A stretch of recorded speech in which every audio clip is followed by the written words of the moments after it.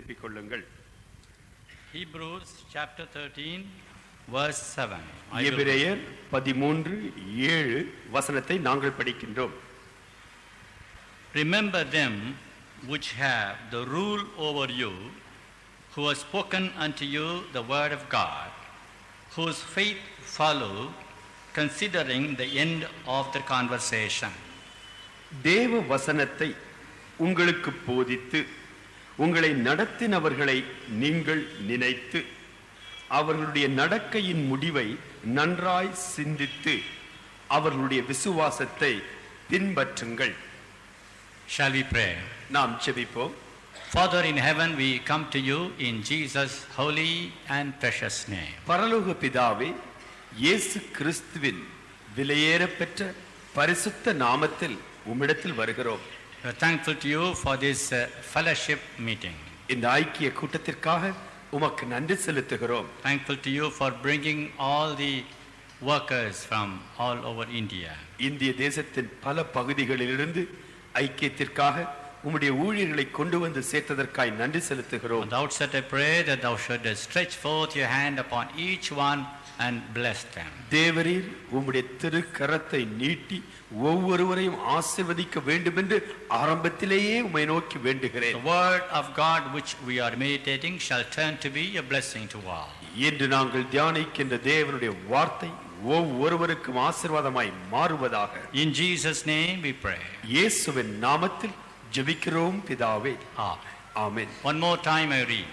மீண்டும் ஒரு முறை இந்த வசனத்தை படிக்கின்றேன். Remember them which have the rule over you, who have spoken unto you the word of God, whose faith follow, considering the end of the conversation. தேவ வசனத்தை உங்களுக்கு போதித்து உங்களை நடத்தினவர்களை நீங்கள் நினைத்து அவர்களுடைய நடக்கையின் முடிவை நன்றாய் சிந்தித்து அவர்களுடைய விசுவாசத்தை பின்பற்றுங்கள். This is written to the believers of churches. சபையில் இருந்த விசுவாசிகளுக்கு இந்த நிருபம் எழுதப்பட்டது. And the writer says, remember them who have rule over you.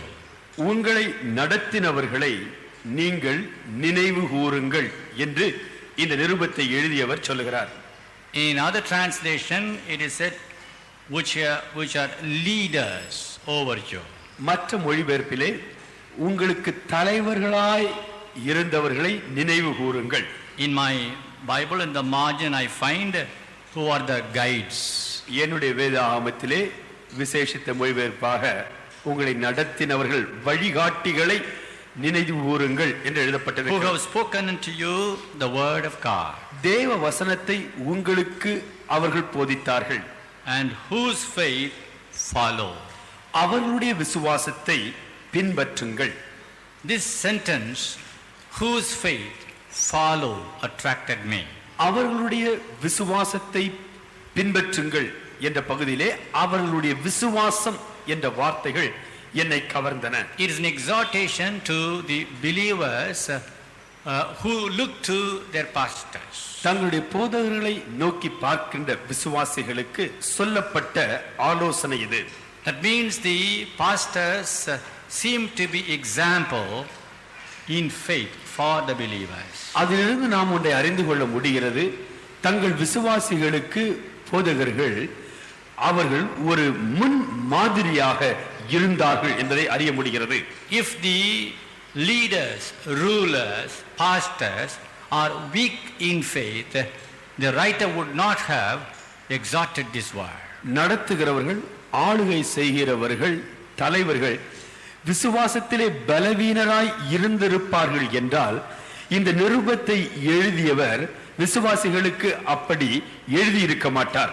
It is clear from this word that the pastors are exemplary in their faith.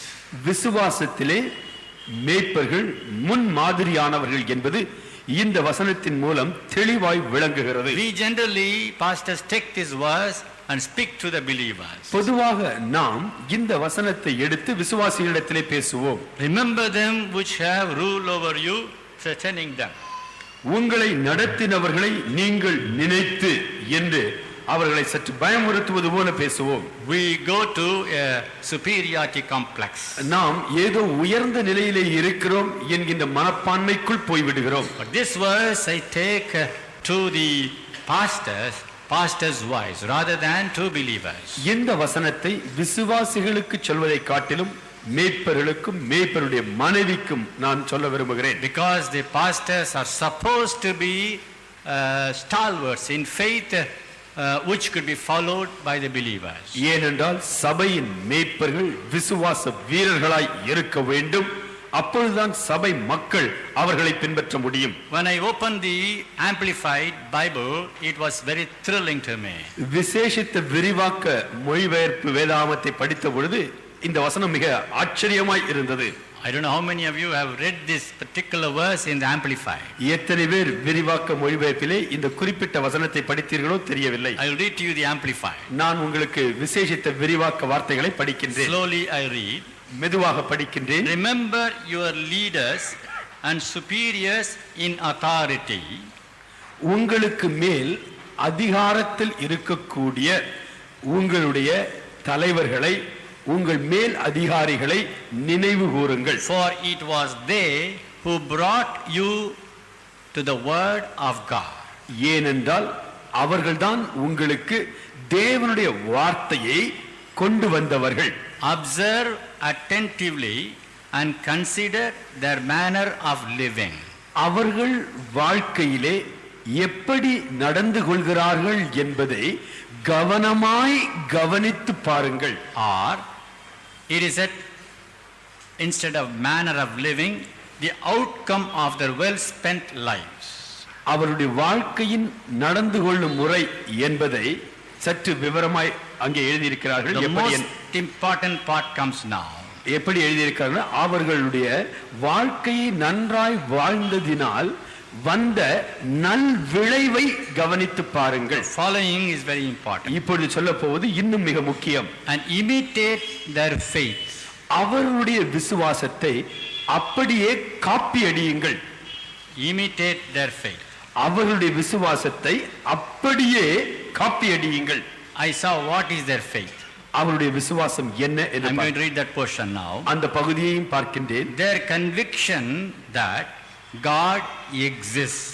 தேவன் இருக்கிறார் என்று ஆழ்ந்த உணர்வுடையவர்களாய் அவர்கள் இருந்தார்கள். And is the creator. அவரே சிருஷ்டிகர் என்பதிலும் ஆழ்ந்த நம்பிக்கை கொண்டிருந்தார்கள். And ruler of all things. எல்லாவற்றையும் அடக்கி ஆளுகிறவர் என்ற நம்பிக்கையில் ஆழ்ந்த உணர்வு கொண்டிருந்தார்கள். The provider.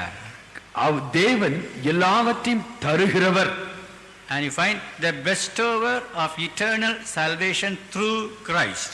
கிறிஸ்துவின் மூலமாய் நித்திய ரட்சிப்பை தந்தருளுகிறவர். And their leaning of the entire human personality on God in absolute trust and confidence in His power, wisdom and goodness.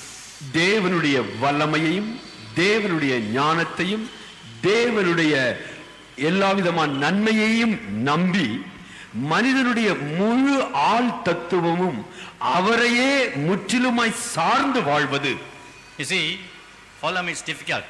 Unless you carefully follow me, you won't understand what I'm going to say. ஒவ்வொரு வார்த்தையும் கவனமாய் நீங்கள் கேட்காவிட்டால் இதை புரிந்து கொள்வது கடினம். Imitate their faith. அவர்களுடைய விசுவாசத்தின் மாதிரியை பார்த்து அப்படியே நீங்களும் செயல்படுங்கள். Whose faith? யாருடைய விசுவாசம்? Imitate your faith, who is a leader. தலைவராய் இருக்கக்கூடிய உங்கள் விசுவாசத்தை. And their faith in God is described. தேவன் மேல் கொண்டிருக்கக்கூடிய விசுவாசம் இங்கே விவரிக்கப்பட்டிருக்கிறது. They believed God as the creator. தேவனே சிருஷ்டிகர் என்று விசுவாசித்தார்கள். Number 2, இரண்டாவதாக they believed God as a ruler. தேவனை ஆளுகை செய்கிறவர் என்பதை விசுவாசித்தார்கள். Number 3, மூன்றாவதாக they believed God as a provider. எல்லாவற்றையும் தந்தருளுகிறவர் தேவன் என்று விசுவாசித்தார்கள். Number 4, நான்காவதாக they believed God as a bestower of eternal salvation. தம்முடைய குமாரன் மூலமாக நித்திய ரட்சிப்பை தருகிறவர் என்று தேவனை விசுவாசித்தார்கள். One more word is implied, not told out. இங்கே வெளியரங்கமாய் சொல்லப்படாவிட்டாலும் மறைமுகமாக ஒரு வார்த்தை பயன்படுத்தப்படுகிறது. Leaning entirely on God for wisdom, power, goodness means He is our upholder. ஞானம், வல்லமை, நன்மைகள் எல்லாவற்றுக்கும் அவரையே முற்றிலுமாய் சார்ந்திருத்தல் என்றால் அவரே நம்மை தாங்கி நடத்துகிறவர் என்பது பொருள். It's very difficult unless you also know some English. ஆங்கிலத்தை சற்று புரிந்து கொண்டிருப்பீர்கள் என்றால் இந்த வார்த்தைகளை நன்றாய் புரிந்து கொள்ள முடியும். Very easily we read Hebrews 13:7 and say, whose faith follow. எபிரேயர் 13:7 மிக மிக எளிதாக நாம் படித்துவிட்டு அவருடைய விசுவாசத்தை பின்பற்றுங்கள் என்று சொல்லிவிடுகிறோம். What is their faith? அவருடைய விசுவாசம் என்ன? 5 important capacities of our God, I'm going to say, which they believed. நம்முடைய முன்னோடிகள் விசுவாசித்த தேவனுடைய 5 தன்மைகளை நாம் இன்று கவனிக்க போகின்றோம். The faith of the pastors is a message of God today. இன்றைய தினத்திலே தேவனுடைய செய்தி மேய்ப்பரின் விசுவாசம். It's not the faith of the believers I'm talking to you. நான் உங்களிடத்திலே பேசுவது விசுவாசிகள் கொண்டிருக்க வேண்டிய விசுவாசத்தை குறித்தல்ல. It's a faith of the leader, ruler, pastor. அது உண்மையிலேயே தலைவராய், நடத்துகிறவராய், மேய்ப்பராய் இருக்கிறவருடைய விசுவாசம். What is this after all? We know, you think. நாம் என்ன நினைக்கிறோம்? இது என்ன, நமக்கு நல்லா தெரியுமே. No, when I went deep into this context, it was a blessing to me. அப்படி நாம் நினைக்க கூடாது. இந்த வசனத்தினுடைய ஆழத்தை நான் தியானித்த பொழுது அது எனக்கு ஆசீர்வாதமாய் அமைந்தது. The pastor is expected to believe God as a creator.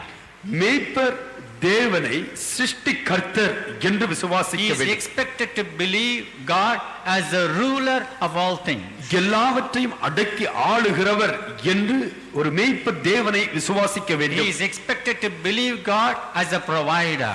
தேவன் எல்லாவற்றையும் தந்தருளுகிறவர் என்று ஒரு மேய்ப்பர் விசுவாசிக்க He is வேண்டும். expected to believe God as the bestower of all the eternal salvation. நித்திய ரட்சிப்பை தந்தருளுகிறவர் என்று தேவனை குறித்து ஒரு மேய்ப்பர் விசுவாசிக்க And வேண்டும். lastly, he is expected to believe God as the upholder. தேவனே தன்னை தாங்கி நடத்துகிறவர் என்று ஒரு மேய்ப்பர் விசுவாசிக்க வேண்டும். You don't get all these thoughts when you read Hebrews 13:7. எபிரேயர் 7:13 படிக்கும் பொழுது இப்படிப்பட்ட எல்லா வசனங்களையும் நாம் பெற்றுக்கொள்வதில்லை. When you read in Tamil or English, very easily you read whose faith follow. அவருடைய விசுவாசத்தை பின்பற்றுங்கள் என்று நாம் மேலோட்டமாய் படித்து விடுகிறோம். As if everybody is very superior in faith. ஒவ்வொருவரும் ஏற்கனவே விசுவாசத்திலே தேர்ந்த நிலைக்கு சென்று விட்டார்கள் என்பது போல படித்து விடுகிறோம். No.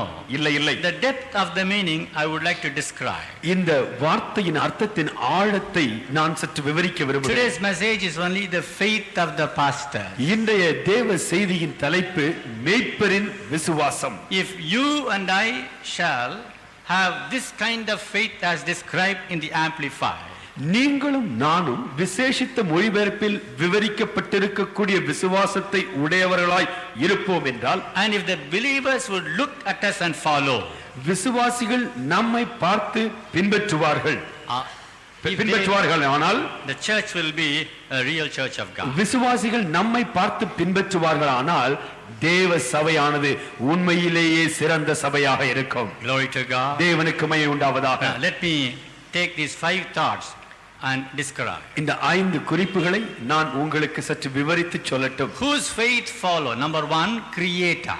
யாருடைய விசுவாசத்தை பின்பற்ற வேண்டும்? இங்கே விசுவாசத்தை குறித்து சொல்லப்படும் முதலாவது சிருஷ்டிகர் என்று விசுவாசிக்க வேண்டும். Our God is the creator of whole universe. நம்முடைய தேவன் அண்ட சராசரத்தையும் சிருஷ்டித்தவர். Our God is a creator of human beings. நம்முடைய தேவன் மனுக்குலத்தை சிருஷ்டித்தவர். This is a well known fact. இது நன்கு அறியப்பட்ட ஒரு உண்மை. But what is our faith in relation to that? ஆனால் நம்முடைய விசுவாசம் இந்த காரியத்திலே எப்படி இணைக்கப்பட்டிருக்கிறது? You are thinking now. நீங்கள் இப்பொழுது நினைக்கிறீர்கள், What pastor? We know that God is our creator. There is nothing special in it. என்ன பாஸ்டர் இப்ப சொல்றீங்க? தேவன்தான் சிருஷ்டிகர் என்று நாங்கள் ஏற்கனவே அறிந்திருக்கிறோமே, ஒன்றும் புதிதல்லவே. In the ministry, if you know that God is a creator and believe there are two aspects of creator. ஊழியத்திலே தேவன் சிருஷ்டிகர் என்பதை நீங்கள் விசுவாசிப்பீர்கள் என்றால் அவருடைய சிருஷ்டிப்பை பொறுத்தவரையில் ரெண்டு அம்சங்கள் உண்டு. One is creator's image. ஒன்று சிருஷ்டிகரின் சாயல். Number two, creator's intervention. இரண்டாவது சிருஷ்டிகரின் குறுக்கீடு. Such of those who could understand the message, understand. தேவனுடைய வார்த்தையை கவனித்து பிடித்துக் கொள்ளக்கூடியவர்கள், கிரகித்துக் கொள்ளக்கூடியவர்கள் கிரகித்துக் கொள்ளுங்கள். This is not a lecture.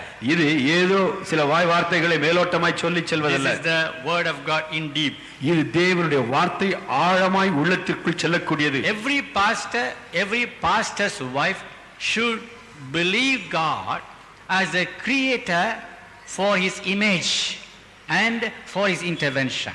ஒவ்வொரு மேய்ப்பரின் மனைவியும் தேவனாகிய கர்த்தரை சிருஷ்டிகர் என்று விசுவாசிக்க வேண்டும். ஏனென்றால் அங்கே சிருஷ்டிகருடைய சாயலையும் சிருஷ்டிகர் எப்படி காரியங்களிலே இடைபடுகிறார் என்பதையும் காண முடிகிறது. There may be ever so many characteristics of the creator, I leave it. சிருஷ்டிகர் என்று சொல்லும் பொழுது எத்தனையோ தன்மைகள் உண்டு. அவைகள் எல்லாவற்றையும் இப்பொழுது நான் கவனிக்கப் போவதில்லை. I am taking only the primary. நான் மிக முக்கியமானவைகளை சுட்டிக்காட்டுகிறேன். God created man in his own image. தேவன் மனிதனை தம்முடைய சொந்த சாயலிலே சிருஷ்டித்தார். He said, let us make man in our image. மனுஷனை நம்முடைய சாயலில் உருவாக்குவோமாக.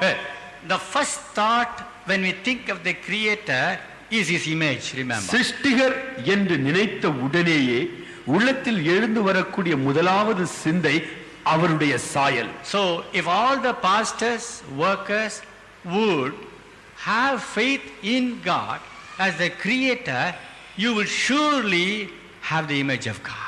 ஒவ்வொரு மேய்ப்பருடைய மனைவியும் தேவனாகிய கர்த்தர் சிருஷ்டிகர் என்ற விசுவாசத்தை உடையவர்களாய் இருப்பார்கள் என்றால் நிச்சயமாகவே சிருஷ்டிகரின் சாயலை பெற்றுக் கொண்டிருப்பீர்கள். Why God has brought us today like this?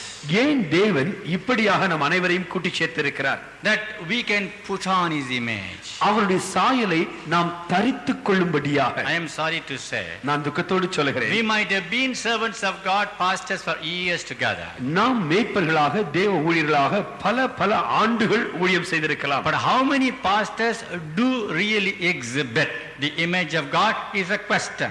ஆனால் எத்தனை மேய்ப்பர்கள் தேவ சாயலை பெற்று பிரதிபலிக்க கூடியவர்களாய் இருக்கிறார்கள் என்பது ஒரு முக்கியமான கேள்வி. Their image is changing now and then. அவருடைய சாயல் அவ்வப்பொழுது வித்தியாசமாய் மாறிவிடுகிறது. The image is fluctuating according to the circumstance. சூழ்நிலைகளுக்கு தகுந்தாற்போல் அவருடைய சாயல் ஏற்ற தாழ்வு உடையதாய் மாறுகிறது. If something good happens, something joyful happens, we look like God. நல்ல காரியங்கள், மகிழ்ச்சியான காரியங்கள் அவர்களுக்கு நடக்கும் பொழுது தேவ சாயலை உடையவர்களாய் நடந்து கொள்கிறார்கள். We show the image of God when everything is pleasant. எல்லாம் நன்மையும் இனிமையுமாய் இருக்கும் பொழுது தேவ சாயலை நாம் பிரதிபலிக்கிறவர்களாய் இருக்கின்றோம். But there should be somebody to prick you. ஆனால் யாராயிலும் ஒருவன் நன்றாய் முள் வைத்து குத்தும் பொழுது this prick will come in your home.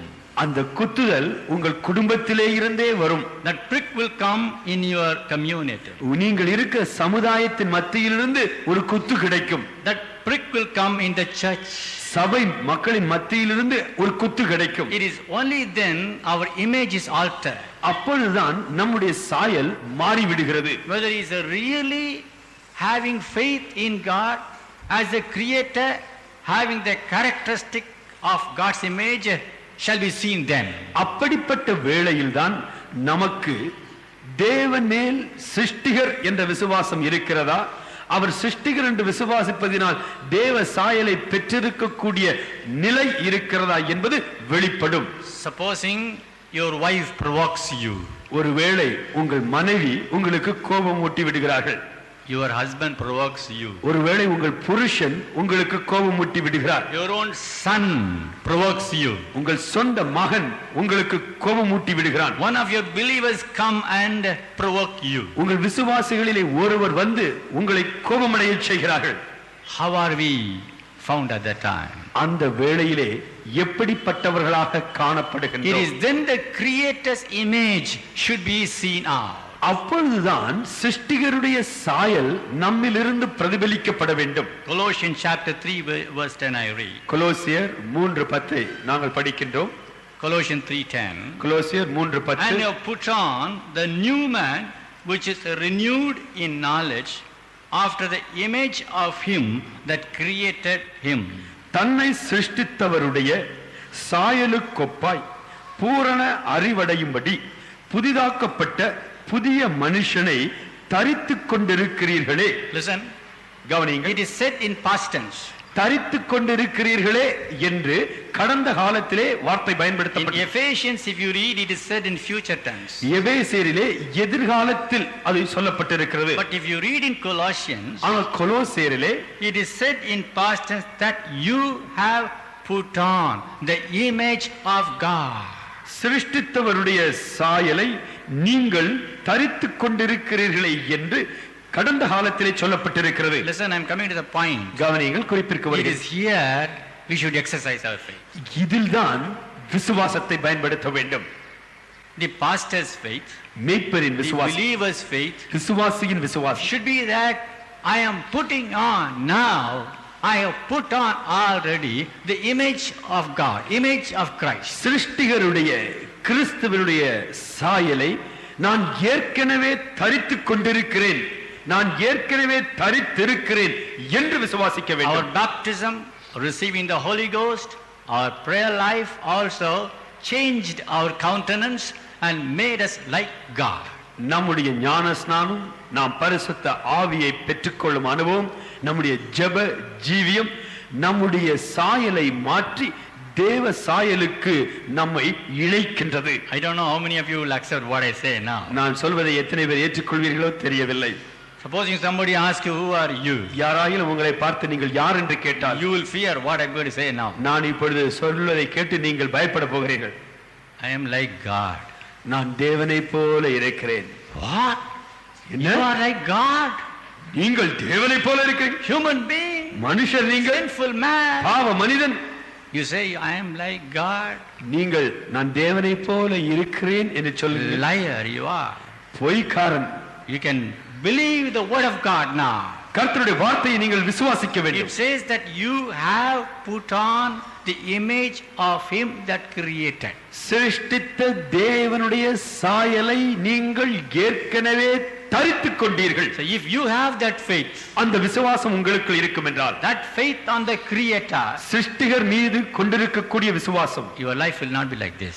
உங்களுடைய வாழ்க்கை ஏறி இறங்கி தடுமாறுவதாய் இருக்கவே இருக்காது. How many times you lose your temper? எத்தனை தடவைகள் நீங்கள் கோபப்படுகிறீர்கள், How many times you are irritated? எத்தனை தடவைகள் எரிச்சல் How அடைகிறீர்கள், many times you speak back? எத்தனை தடவைகள் பதிலுக்கு பதில் வார்த்தைகளை வீசுகிறீர்கள், How many times you turn to be carnal? எத்தனை தடவைகள் மாம்சீகமாய் How நடக்கின்றீர்கள், many times you have bitterness? எத்தனை தடவை கசப்பை உள்ளத்தில் அனுமதித்து And விட்டீர்கள். you say that you have the image of God. நீங்கள் சொல்ல முடியுமா தேவ சாயலை தரித்துக் கொண்டிருக்கிறீர்கள் என்று? No, no, no. இல்லை இல்லை. Bible says வேதம் சொல்லுகிறது, Stephen looked like an angel.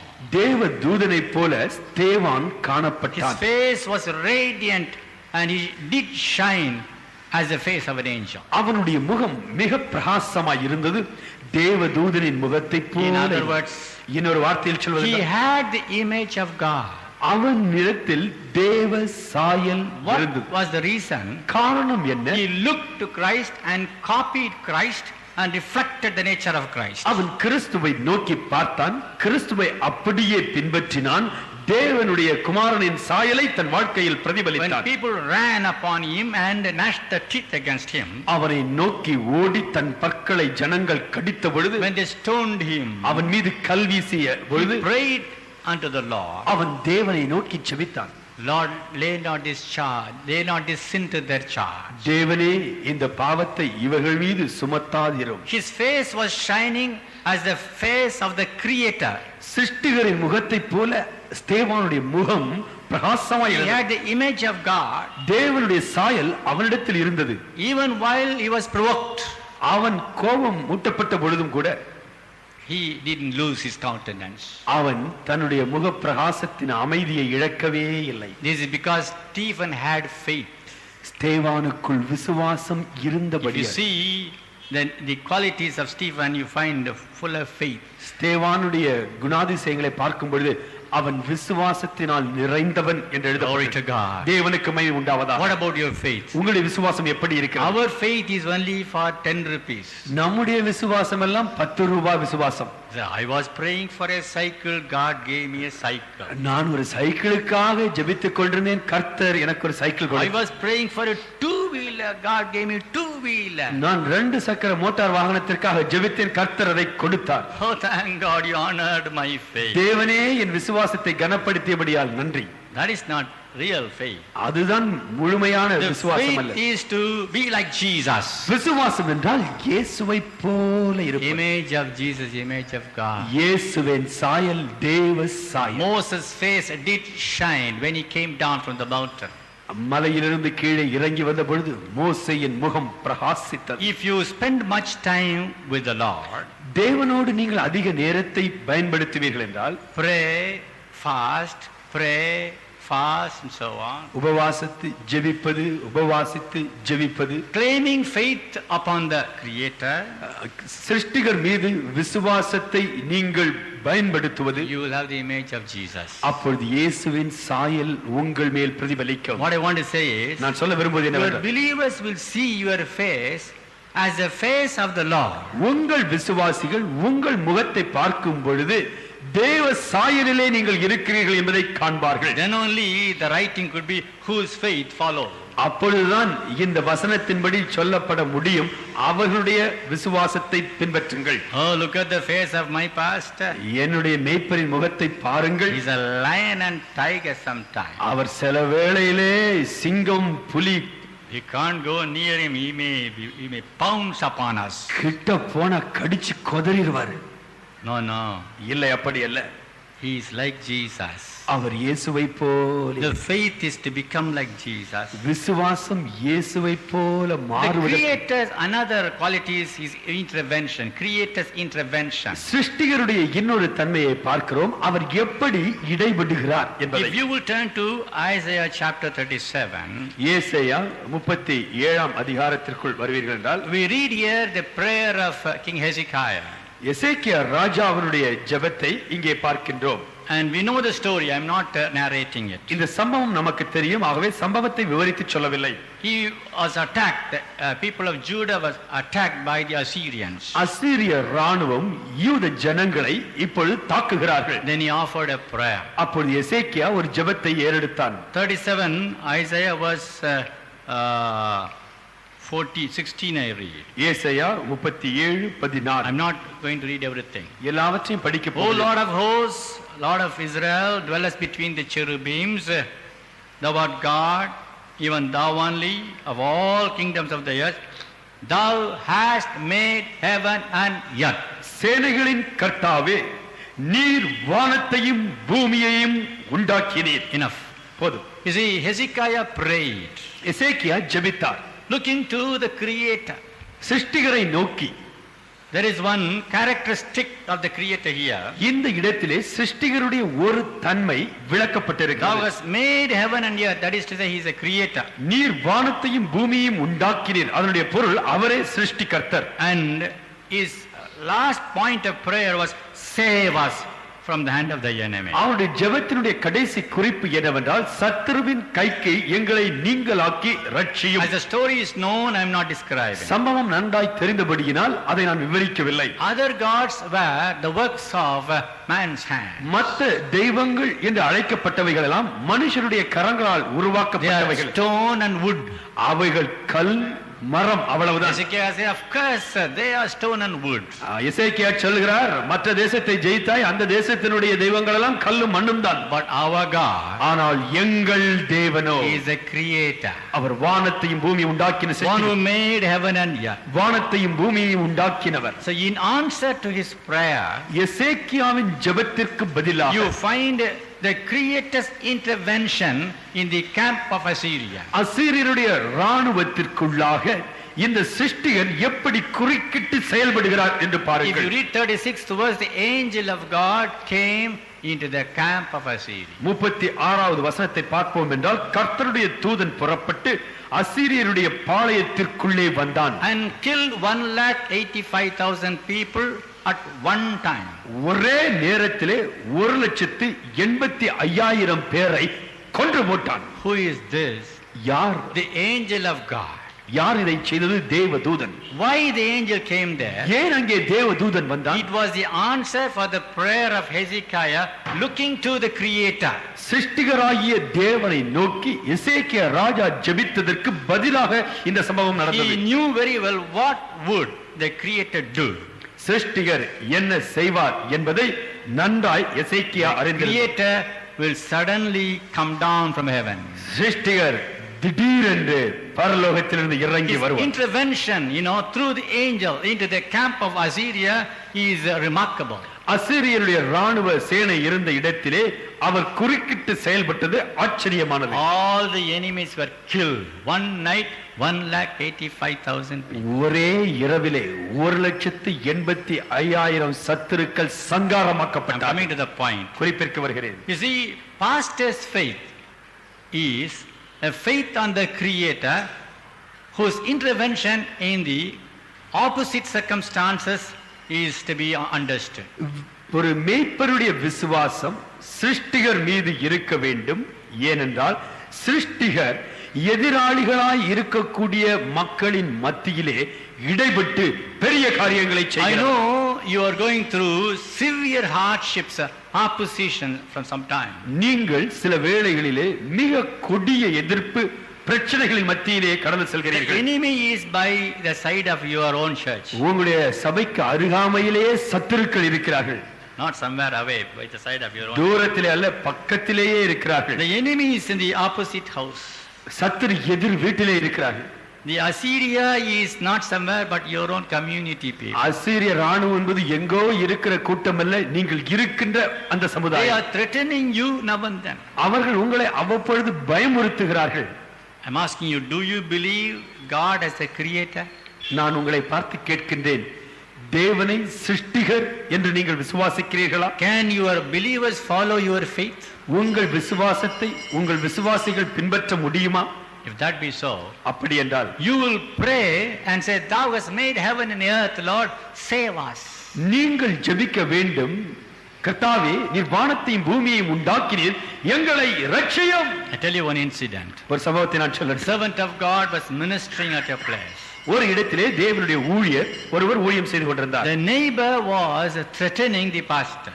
பக்கத்து வீட்டிலே இருந்தவர் போதகரை பயமுறுத்தி He கொண்டிருந்தார். said, Quit from this place, otherwise we will see that you don't continue your ministry. இந்த இடத்தை விட்டு வெளியே போங்கள், இல்லாவிட்டால் உங்கள் ஊழியத்தை தொடர்ந்து நடத்த முடியாதபடி நாங்கள் செய்வோம். We will rise up against you. உங்களுக்கு விரோதமாய் நாங்கள் எழுந்திருப்போம். Pastor never answered a word. அந்த போதகர் ஒரு வார்த்தையும் He சொல்லவில்லை. only prayed. அவர் ஜெபித்தார்.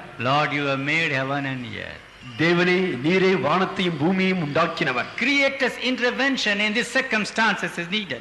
இந்த சூழ்நிலையிலே சிருஷ்டிகரே உம்முடைய இடைவிடுதல் குறுக்கீடு தேவை. You know what happened? என்ன நடந்தது தெரியுமா? There was a commotion in the community. அவர்கள் இருந்த சமுதாயத்திலே ஒரு குழப்பம் வந்து விட்டது. And one of the people among themselves rose up against the enemy and slain him. அவர்கள் மத்தியிலே இருந்தவர்களில் ஒருவன் சபைக்கு சத்துருவாய் இருந்த மனிதனை கொன்று போட்டான். Glory to God. தேவனுக்கு மகிமை I உண்டாவதாக. want to tell you, believe God as a creator. நான் உங்களுக்கு சொல்ல விரும்புகிறேன், தேவனை சிருஷ்டிகர் என்று விசுவாசியுங்கள். From this meeting, after this meeting, இந்த கூட்டத்திற்கு பிறகு your believers should see you a different person. உங்கள் விசுவாசிகள் உங்களை வித்தியாசமான மேய்ப்பராய் காண வேண்டும். What? என்ன? My pastor believes God as a creator. என்னுடைய மேய்ப்பர் தேவனை சிருஷ்டிகர் என்று Is it விசுவாசி. something unknown for me so long? இத்தனை ஆண்டுகள் எனக்கு அப்படி தெரியாமல் இருந்ததே. No, no. இல்லை இல்லை. You know it better today, so that you should have the countenance of the Lord Jesus and also depend on him for his marvelous work in a ministry. இன்றைய தினத்திலே தேவனை நீங்கள் இன்னும் அதிகமாய் அவர் சிருஷ்டிகர் என்று அறிந்து அவருடைய சாயலையும் அவருடைய ஆச்சரியமான கிரியைகளையும் விசுவாசிக்க வேண்டும். Number 2. இரண்டாவதாக, Whose faith follow? அவருடைய விசுவாசத்தை பின்பற்றுங்கள். What is their faith? அவருடைய விசுவாசம் என்ன? Their faith is God as the ruler of all things. எல்லாவற்றையும் அடக்கி ஆளுகை செய்கிறவர் தேவன் என்று கொண்டிருக்கக்கூடிய It is not said in Amplified just a ruler, but a ruler of all things. ஆளுநர் என்று சாதாரணமாக விரிவாக்கத்திலே சொல்லப்படவில்லை, சகலவற்றையும் ஆளுகை செய்கிறவர். Praise the Lord. கர்த்தருக்கு ஸ்தோத்திரம். We are believing God today as a ruler of all things. சகலவற்றையும் ஆளுகை செய்கிற தேவன் என்ற நிலையிலே இன்று நாம் தேவனை Let விசுவாசிக்கிறோம். me bring to your knowledge two aspects of the ruler. இந்த ஆளுநருடைய ரெண்டு தன்மையை நான் When we உங்களுக்கு சொல்ல. think of a ruler, I remember two things. ஆளுநர் என்று சொல்லும் பொழுது இரண்டு காரியங்களை நான் நினைவு கூறுகிறேன். The authority of the ruler ஆளுநருடைய அதிகாரம் and the adoration before the ruler. ஆளுநருக்கு முன்பாக செலுத்தப்பட வேண்டிய வணக்கம். As I repeat to you, திரும்ப சொல்லுகிறேன், the authority of the ruler ஆளுநருடைய அதிகாரம் and the adoration before the ruler. ஆளுநருக்கு முன்பாக பணிந்து குனிந்து அவரை வணங்குகின்ற வணக்கம். The illustration could be Genesis chapter 41.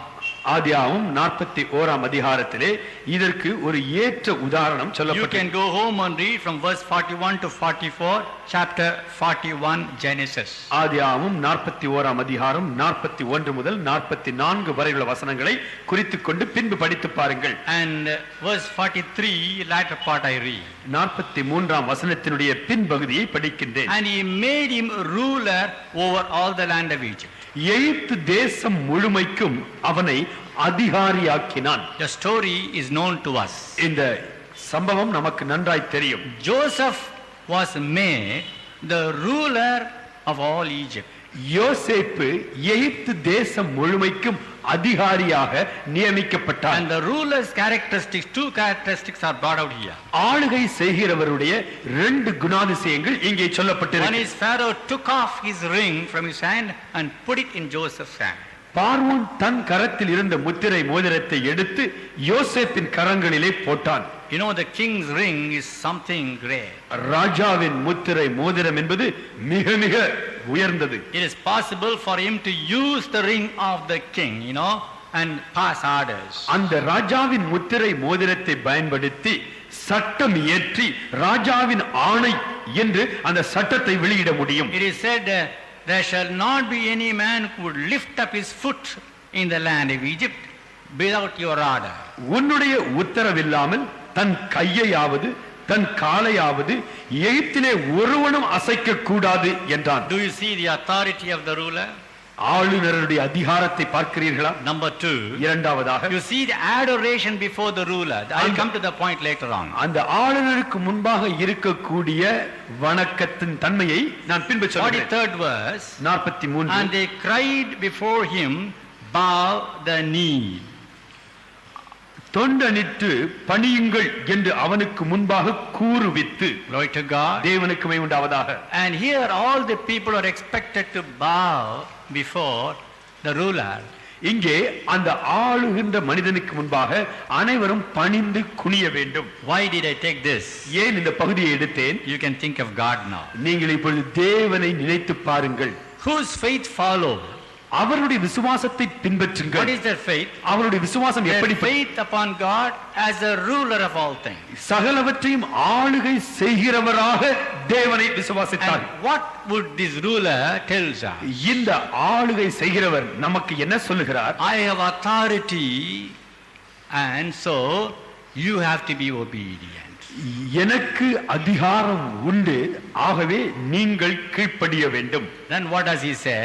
அதன் பிறகு என்ன சொல்லுகிறார்? I am the ruler, so you must bow before me. நான் ஆளுகிறவர், ஆகவே நீங்கள் பணிந்து குனிந்து வணங்க வேண்டும். I took this biblical illustration to compare our God as a creator a ruler of all things. நம்முடைய தேவனாகிய கர்த்தர் சிருஷ்டிகராய் இருக்கிறார். அது மட்டுமல்ல, ஆளுநராய் இருந்து எப்படி செயல்படுகிறார் என்பதை விளக்கும்படியாக சரித்திரத்தில் நடந்த ஒரு சம்பவத்தை அடையாளமாய் காட்டுகிறேன். Supposing I ask you a question, how many of you believe our God as the ruler? All people will raise their hands. உங்களை பார்த்து எத்தனை பேர் நம்முடைய தேவன் ஆளுநராய் இருக்கிறார் என்று கேட்டால் அனைவரும் கரங்களை உயர்த்துவீர்கள். But I don't know how many people shall obey the orders of the ruler without even showing a bit of disobedience. எந்த விதமான கீழ்ப்படிதலும் சற்றாகிலும் இல்லாமல் முற்றிலுமாய் ஆளுநருக்கு எத்தனை பேர் கீழ்ப்படிவீர்கள் என்று கேட்டால் அதை எத்தனை பேர் சரியாய் பதில் சொல்ல The முடியும்? ruler's word is the law. ஆளுநருடைய வார்த்தை சட்டம். No argument. எந்த விதமான முறுமுறுப்பும் கிடையாது, தர்க்கம் கிடையாது, No question. கேள்வியே கிடையாது. The ruler says, finished. ஆளுநர் சொல்லிவிட்டார், காரியம் முடிந்தது. God, I am believing God as a ruler. நான் என் தேவனை ஆளுநர் என்று விசுவாசிக்கிறேன். God told Saul one day, ஒரு நாள் சவுலிடத்திலே தேவன் go சொன்னார், and smite Amalekite utterly. நீ போய் அமலேக்கியரை முற்றிலுமாய் சங்காரம் பண்ணு. He said, yes, yes, Lord, I will do. Saul ராஜா சொன்னார், ஆண்டவரே அப்படியே செய்வேன். But he didn't do that. ஆனால் ஆண்டவர் சொன்னபடி செய்யவில்லை. We are all pastors, we know the story. I am not telling நீங்கள் the story. அனைவரும் மேய்ப்பர்கள். சவுல் ராஜா என்ன செய்தார் என்று உங்களுக்கு தெரியும். And he told Samuel, he told God, சாமுவேலிடத்திலும் தேவனிடத்திலும் Saul Raja I சொன்னார், have done all things, whatever God told him. கர்த்தர் எனக்கு கட்டளையிட்டபடியே எல்லாவற்றையும் செய்து முடித்தேன். You know what the sentence he used? என்ன வார்த்தையை I பயன்படுத்தி? have utterly destroyed the Amalekites. அமலேக்கியரை முற்றிலுமாய் சங்காரம் பண்ணினேன். It was not a fact. ஆனால் முற்றிலுமாய் சவுல் செய்யவில்லை. He spared the chiefest of the oxen and the sheep. எருதுகளிலே நல்ல கொழுத்த எருதை கொல்லாமல் வைத்துக் கொண்டார். And when he was talking with Samuel, he said, சாமுவேலோடு பேசும் பொழுது அவர் சொன்னார், I feared men and kept them alive. நான் மனுஷருக்கு பயந்து இவைகளை உயிரோடு வைத்தேன் என்று சவுல் சொன்னான். Further he said, மீண்டும் தொடர்ந்து, these are all only for sacrifice unto your God. நான் உம்முடைய தேவனுக்கு பலி செலுத்தும்படியாகத்தான் இந்த கொழுத்த எருதுகளை எல்லாம் உயிரோடு வைத்திருக்கிறேன். What a trickish fellow he was. எவ்வளவு தந்திரமா பதில் சொல்றான் பாருங்க. Some believers also trickish, some servants of God also trickish. சில விசுவாசிகளும் தந்திரக்காரர்கள், சில தேவ ஊழியர்களும் தந்திரத்திலே In சிறந்தவர்கள். their talk they are so trickish. அவர்கள் பேசுவதே தந்திரம். What, you have not done everything? என்ன எல்லாவற்றையும் சொன்னபடி செய்யவில்லையா? Only for your God. உங்களுக்காக Just தான் offer sacrifice. உங்கள் தேவனுக்காகத்தான் நான் இதையெல்லாம் விட்டு வைத்தேன். And he said, I feared man. நான் மனிதர்களுக்கு பயந்தேன்.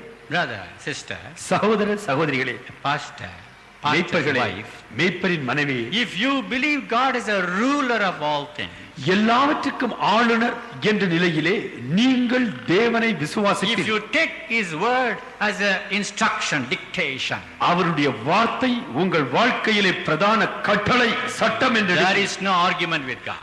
தேவனோடு பதில் என்று ஒரு தர்க்கமே There is இல்லை. no justification in your replies. அதை செய்ய மாட்டேன் என்று சொல்வதற்கு எந்த விளக்கமும் நீங்கள் கொடுக்கவே How முடியாது. many servants of God are justifying themselves in replying to God? எத்தனை தேவ ஊழியர்கள் தேவன் சொன்னதை நிறைவேற்றாமல் விட்டதற்கு காரணம் சொல்லிக் The கொண்டிருக்கிறார்கள். story you know, you might have preached on the subject, இந்த சம்பவம் உங்களுக்கு தெரியும். இந்த சம்பவத்தின் அடிப்படையில் நீங்கள் பிரசங்கமும் பண்ணியிருப்பீர்கள். but you feared man many times. ஆனால் அநேக வேளையிலே நீங்கள் மனுஷர்களுக்கு பயந்தீர்கள். Sometimes the pastors are afraid of the believers also. சில வேளைகளிலே மேய்ப்பர்கள் விசுவாசிகளுக்கு பயப்படும் நிலை I வருகிறது. don't know what that believer will say.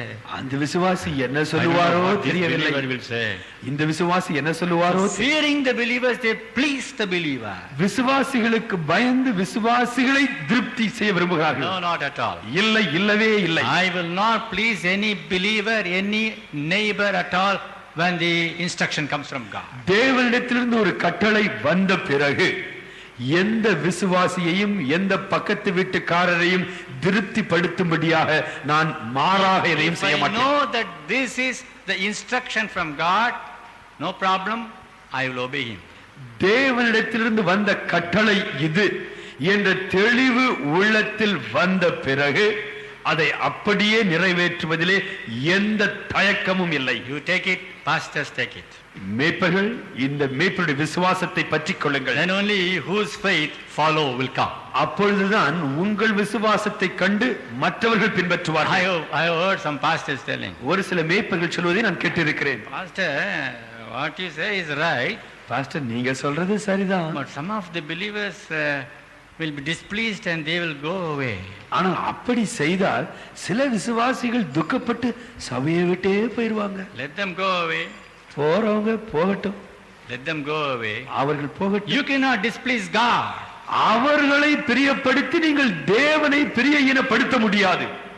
You cannot please man and displease God.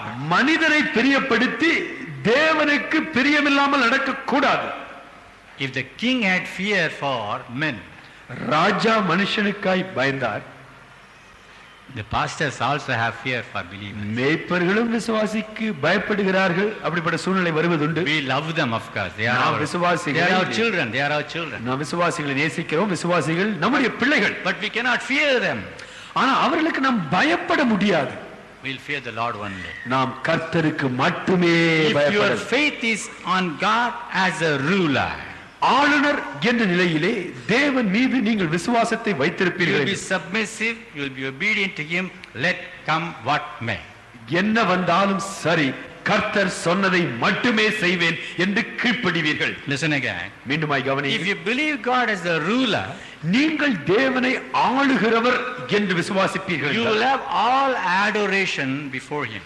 அவருக்கு முன்பாக நீங்கள் தானாகவே பணிந்து குனிந்து You see வணங்குவீர்கள். the pastors' wives, pastors' families worshipping the Lord comes. இங்கேதான் மேய்ப்பருடைய மனைவி பிள்ளைகள் தேவனை வணங்கி ஆராதிக்கின்ற காரியம் வருகிறது. I am sorry to say, நான் துக்கத்தோடு சொல்கிறேன், many pastors are not examples in their worship to God before their believers. அநேக மேய்ப்பர்கள் தேவனை வணங்கி ஆராதிக்கின்ற காரியத்திலே தங்களுடைய விசுவாசிகளுக்கு முன்பாக முன் மாதிரிகளாய் இருப்பதில்லை. I went to one church one day. ஒரு நாள் Not our church, thank God, not our church. நம் சபை அல்ல, ஒரு சபைக்கு ஒரு நாள் நான் சென்றிருந்தேன். And the meeting was going on. கூட்டம் நடந்து கொண்டிருக்கிறது. நாற்காலியிலே 5 நிமிஷம் உட்காரவே முடியாது. After 10 minutes they will run. 10 நிமிஷம் கழித்து உடனே கிளம்பி பொங்கி எங்கே நடப்பாங்க. And then they will conduct some songs. அதன் பிறகு 2 பாட்டு And நடத்தும். then somewhere here. அதன் பிறகு இங்கே அங்கு நடப்பார்கள். What happened to that food? Food is ready. திடீரென்று போவார்கள், சாப்பாடு ரெடியா? Conducting service. அப்புறம் வருவார்கள், ஆராதனை நடத்துவார்கள். That brother has come. அந்த சகோதரர் வந்துட்டார், சகோதரி வந்துட்டார். Has he come? ரொம்ப நாளா வரல, வந்துட்டாங்களா? The service is going. தொடர்ந்து சர்வீஸ் நடத்துவார். You are not bowing before the ruler. நீங்கள் ஆளுகிற தெய்வத்திற்கு முன்பாக பணிந்து குனிந்து வணங்கவில்லை. I told you long ago one instance. நீண்ட நாட்களுக்கு முன்பு ஒரு சம்பவத்தை சொன்ன It நினைவிருக்கு. happened to be one of our branches. அது நம்முடைய சபைகளிலே ஒன்று. That branch is not now existing. இப்பொழுது அங்கே கிளை சபையே இல்லை. I went there at 6:30. 6:30 மணி கூட்டத்திற்கு என்னை அழைத்திருந்தார்கள். நான் 6:30 மணிக்கு போய்விட்டேன். And I saw the pastor with lungi. அங்கே அந்த சபை போதகர் லுங்கி கட்டி கொண்டு உட்கார்ந்திருந்தார். Banyan lungi. பனியனும் லுங்கியோடு உட்கார்ந்திருந்தார். And then I said, brother, service has not started. நான் அவரை பார்த்து கேட்டேன், என்ன ஆராதனை துவங்கவில்லையா? Yes, we are going to start. Pastor துவங்க போறோம் பாஸ்டர். He went inside, அவர் உள்ளே சென்றார். took the Petromax light. Petromax லைட்டை எடுத்தார். பம்ப் பண்ண ஆரம்பித்தார். அப்பதான் 6:30 மணிக்கு பம்ப் பண்ண To ஆரம்பித்தார். start. அதை துவங்கும்படியாய். Why you have not started? ஏன் இன்னும் துவங்கவில்லையா? 7 only people will come. 7 மணிக்கு தான் ஜனங்கள் வருவார்கள். God will not bless your church. அப்படி இருந்தால் உங்கள் சபையை தேவன் ஆசீர்வதிக்க மாட்டார். There is no church now today. இன்று அங்கு சபை இருந்த இடத்திலே இந்த சபை இல்லை. You know why? ஏன் தெரியுமா? They did not believe God as the ruler of all things. தேவன் எல்லாவற்றையும் ஆளுகை செய்கிறவர் என்று அவர்கள் விசுவாசிக்கவில்லை. You should be example in your worship. உங்களுடைய ஆராதனையிலே முன்மாதிரியாய் இருக்க வேண்டும். Even if lightning thunder falls, you should not move. இடி விழுந்தாலும் மின்னல் அடித்தாலும் நீங்கள் அசைக்கப்படக்கூடாது. Some people get away for every cat and rat going here and there. ஒரு சிலர் அங்க ஒரு பூனை போனா போதும், எலி போனா போதும், இவங்க குட்டி போட்ட போன மாதிரி இங்க வளர்த்தீங்க. Nothing will go there. சின்ன காரியத்துக்கு ஒரே போயிடும். Everybody will run away. ஒரே அங்க வந்தோட இங்க அங்க ஓடிக்கொண்டே இருப்பார்கள். Even if a thunder comes, you should not. இடியே விழுந்தாலும் உங்கள் ஸ்தானத்தில்